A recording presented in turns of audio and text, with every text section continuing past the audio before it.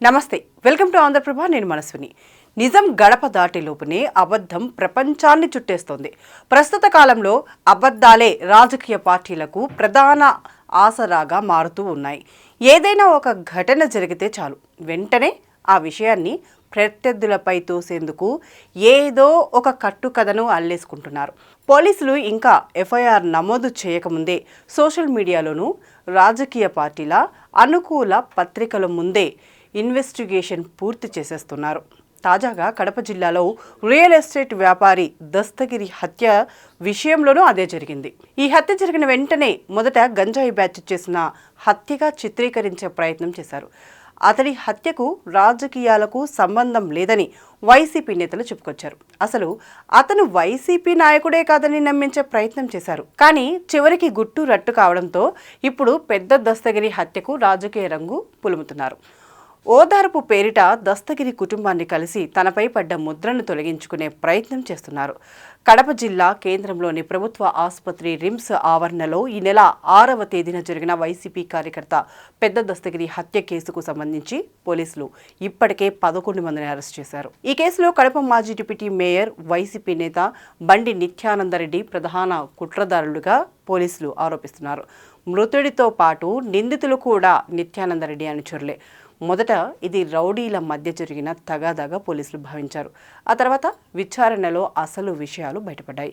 హత్యకు ముందు, ఆ తర్వాత నిందితులు నిత్యానందరెడ్డితో మాట్లాడినట్లు పోలీసులు ఆధారాలు సేకరించారు.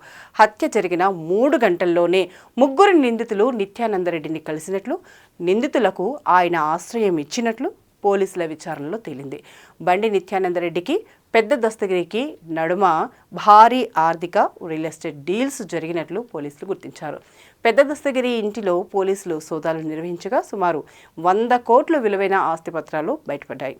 ఈ 100 కోట్ల ఆస్తి లావాదేవీలే పెద్ద దస్తగిరి హత్యకు కారణంగా పోలీసులు భావిస్తున్నారు. ప్రస్తుతం నిత్యానందరెడ్డి పరారీలో ఉన్నాడు. పెద్ద దస్తగిరి హత్యకు రియల్ లావాదేవీలే కారణమని, హత్యకు సూత్రధారి వైసీపీ కీలక నేతగా చలామణి అవుతున్న నిత్యానందరెడ్డే కారణమని తేలడంతో వైసీపీలో అయోమయం నెలకొంది. వెంటనే పెద్ద దస్తగిరి హత్యను రాజకీయ హత్యగా చూపే ప్రయత్నం చేస్తోంది. వైసీపీ నేతలు ఆరోపణలు చేయడం ప్రారంభించారు. పెద్ద దస్తగిరి కుటుంబాన్ని వైసీపీ అధినేత జగన్ పరామర్శిస్తారని కూడా ఆ పార్టీ నేతలు చెబుతున్నారు.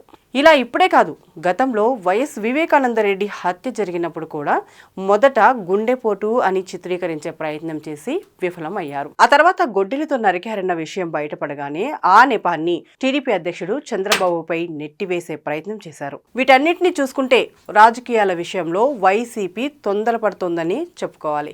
కాస్త వెయిట్ చేస్తే నిజానిజాలేంటో తెలుస్తాయి. కానీ అలా కాకుండా ముందుగానే ఒక అంచనాకు రావడం, దాన్ని ప్రచారం చేసిన తర్వాత నిజం బయటపడడం, తద్వారా పార్టీ అపహాస్యం పాలు కావడం జరుగుతుంది.